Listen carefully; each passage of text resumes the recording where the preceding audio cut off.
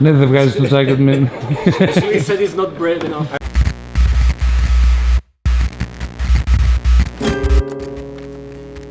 First of all, I'd like to thank you very much for being here on our show with the Gamers. This is the Associate Creative Director of Ubisoft Annecy, Chadi El Zibaoui. Did I say it right? That's right. Thank you. Good.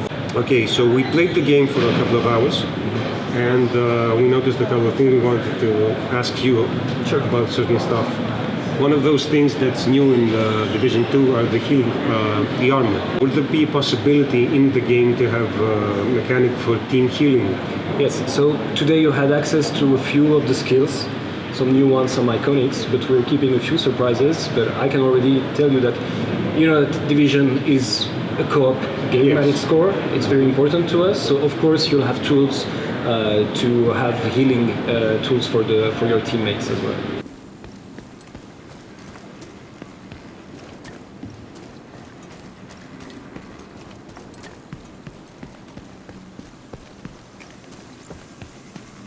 Concerning the campaign, will the entire campaign be possible to be played by 4 people in co-op multiplayer? Yes, definitely. From beginning to end, right? From beginning to end. You know, it's as the first game, you can play it either solo or co-op from start to end and past the end game, of course. How will the armor plates work exactly? Will people be able to share them among them, or will they just be loot found? And armor plates is how we replace the medkits. It's part of the whole revamp of the kill time of the game, and as part of it, we are applying the same armor system that we're having on enemies. So it's really a physical stuff that is protecting you.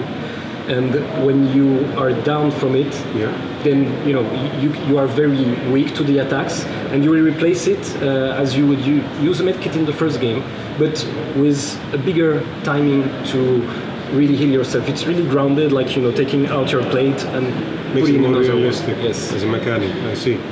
I know we've seen it in the demo, but will there be a possibility to add extra skills and/or classes in the future through updates and DLCs? So for now, as we said, we're releasing the game on day one with 3 specializations, and we already have a plan to deliver 3 new specialization along the course of the first year. And regarding the skills, you will see that you have a lot of mods that are available to tweak their effect, and some of them that will be also tied to your specialization so that you will unlock past the campaign.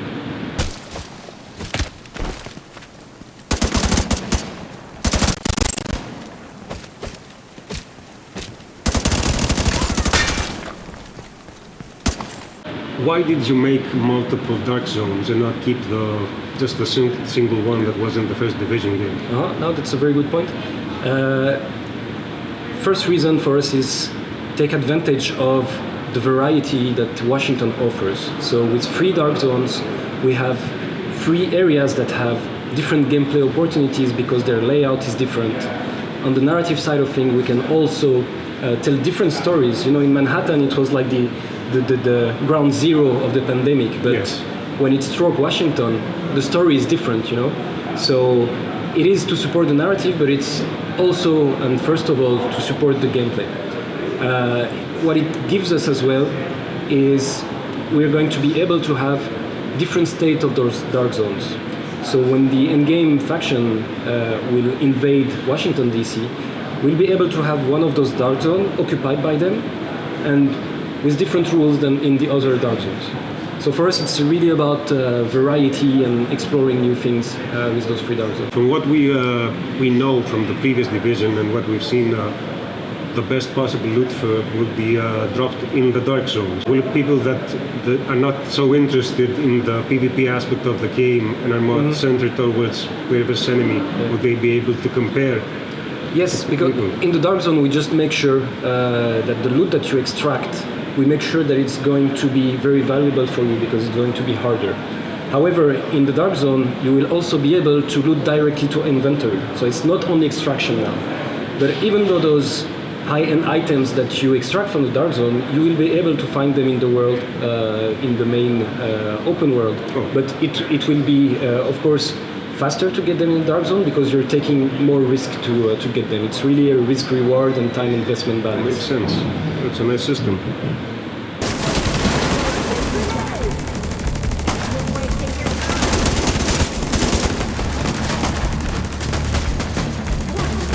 If there will be an anti-cheat system in the game and if it's going to be implemented from day one. Yes, of course. That's something that we're really working closely on. So we want to make sure, based on all the learnings from the first game, we've improved the first game a lot. So all that experience can really fit directly in the Division 2. And today we're working with internal and external anti-cheat solutions to make sure that the experience is fair for every player. We've seen the classified sets, as they used to be called in Division 1, with the sets of clothing of 6 pieces. Yes. And we've seen in Division 2 the new entry of 2 set pieces or something like that. Will we see a return of the classified sets in the Division 2? Yes. The thing is that we've added a new system for gears which we call brand sets.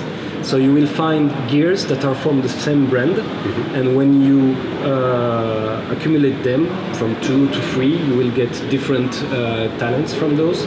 And we will also have all the heritage, the gear sets that we had in the first game. So it's a different system on top of these ones, but it will still be available.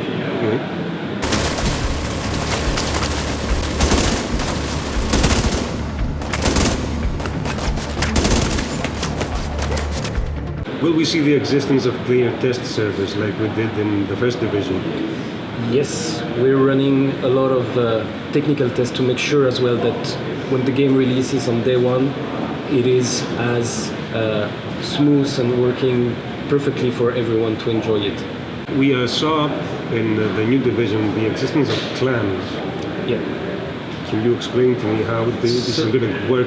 Yeah. So again, it's a feature that comes from a request from the community that we've been listing at what they wanted, and clans was something very strong even in the first game. It's mostly a social feature that helps you, socialize with other players. So you will be able to create a clan from 4 players up to 50 players. We want to keep it at a human size, so you get the chance to know most of the people that are part of your clan. Being more personal. Yeah, and it will be it's a quality of life for them when they want to do activities that requires a lot of people, like for instance the 8-man raid that will be released after the release. We've seen that to make the time to kill people in PvP a lot shorter. Yes. Well, why is that? Well, again, it's addressing feedback that we had on the first game regarding the time to kill and the bullet sponginess of both enemies and player, and we really wanted to have a more dynamic combat, but at the same time more tactical, because if it takes less time for you to die, you have to be more careful. Yeah. And again, the new healing mechanic with the armor plates is also part of it. It's not about instant healing anymore. So it's really emphasizing on the tactical side of the combat in the game.